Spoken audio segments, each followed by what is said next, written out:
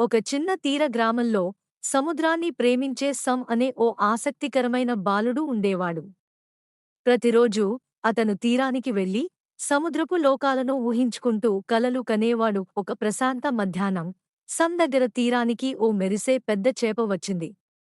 ఆ చేప తొలకరి వజ్రాల్లా మెరిసే తొక్కలతో, ప్రేమతో నిండిన కళ్ళు అతడిని చూసింది. ఆ చేప సమ్తో మాట్లాడింది. నా ఇంటికి ముప్పు వస్తోంది. నువ్వు వంటి ధైర్యమైన స్నేహితుడి సహాయం కావాలి. సమ్ నీటిలోకి దూకాడు.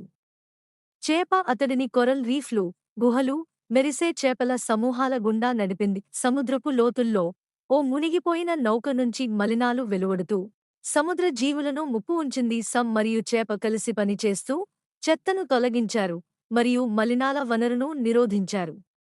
సముద్రం మళ్లీ స్వస్థత పొందింది. సముద్రం మళ్లీ ప్రకాశించింది.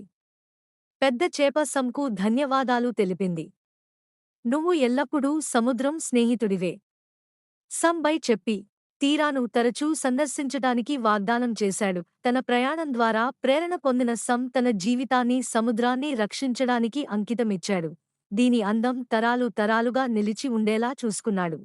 Waves are crashing on the shore. Golden sands, I long for more. The salty breeze, a sweet embrace underneath the sun's warm grace. Oh, the ocean calls my name, dancing tides, forever the same. In the twilight where dreams are made, on this beach I'll never fade.